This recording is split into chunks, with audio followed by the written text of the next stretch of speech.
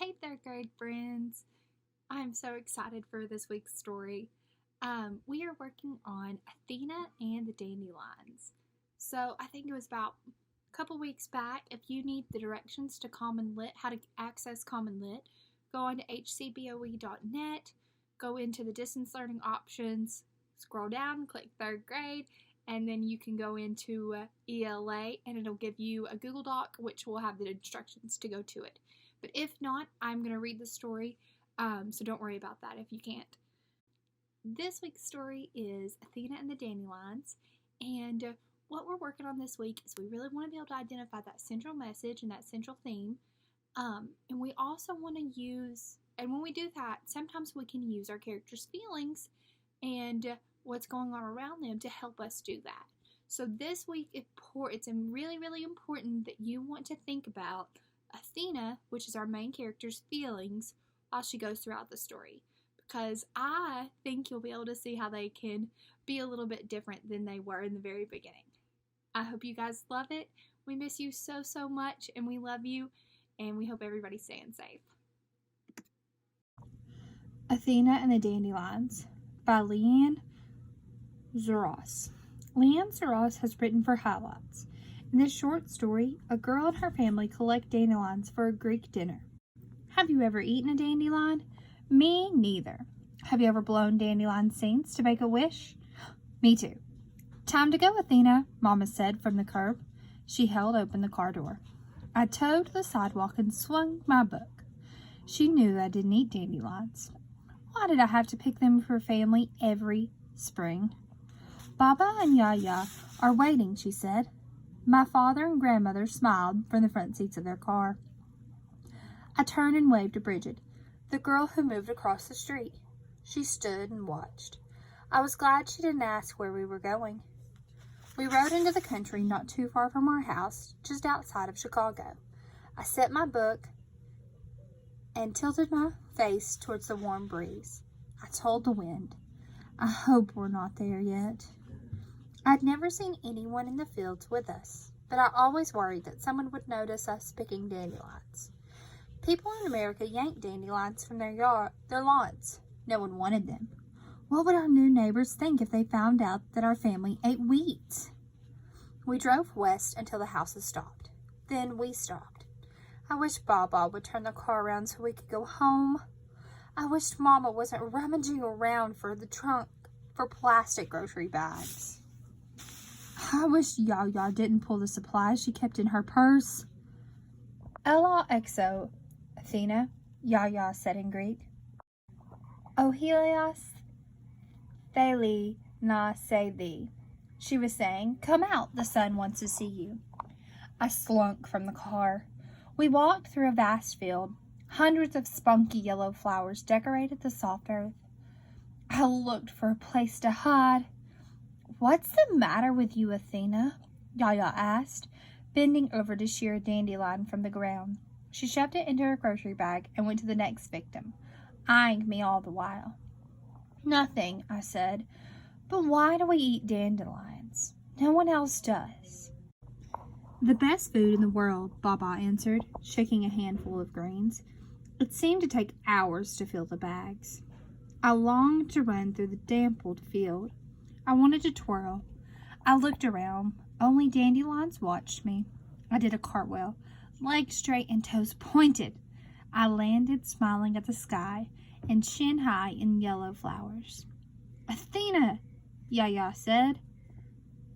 Ta horta. That means do not trample the leaves. I sat down and burrowed into my book. By the time we were ready to leave, we had enough dandelions to boil, oil, and douse with lemon for an entire Greek army. Wild greens, or horta, we called them, were always on the menu. Chicken and horta, lamb and horta, red snapper and horta, sometimes just horta for Baba.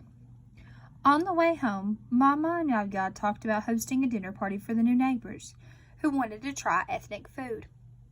What about spaghetti and meatballs? I asked. That's Italian, Yaya said. We're Greek. Fried rice, I teased. Chinese, she said. The night of the party, BRIGID across from the street arrived with her parents. Mama set the table in her gold-stamped glasses.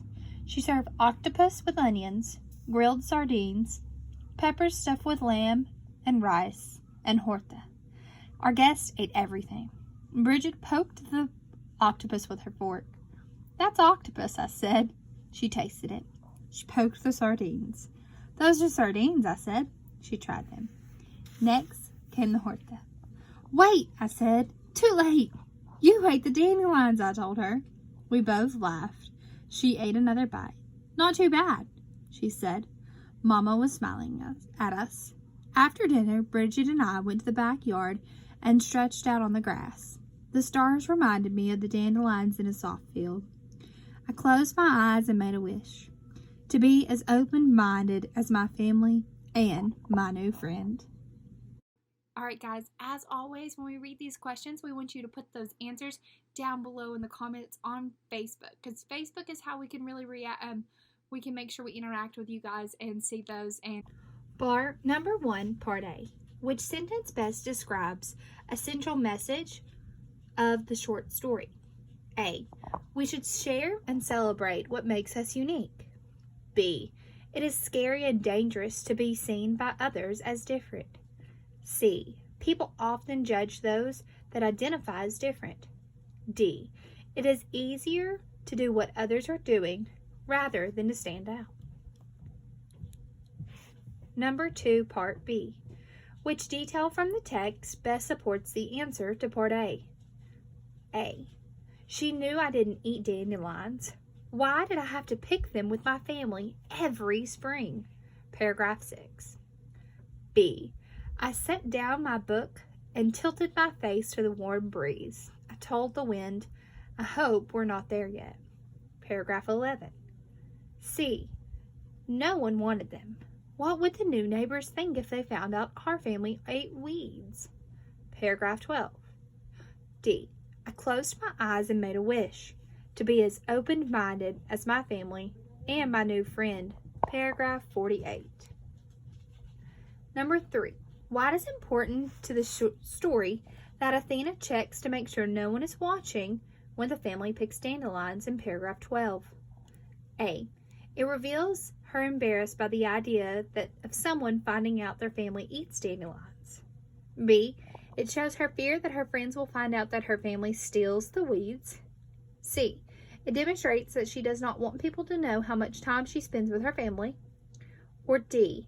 It introduces her fear of kids at school and worry about seeing them outside of class. Number 4. Which sentence describes Brigid? A. Brigid is judgmental of Athena and her family's Greek culture. B. Brigid is willing to try new things for Athena and her family. C. Brigid is afraid to try new things, even for her best friend. Or D. Brigid is cold towards Athena and her attempts to share her culture. Number 5. Now this one is something that you can write down.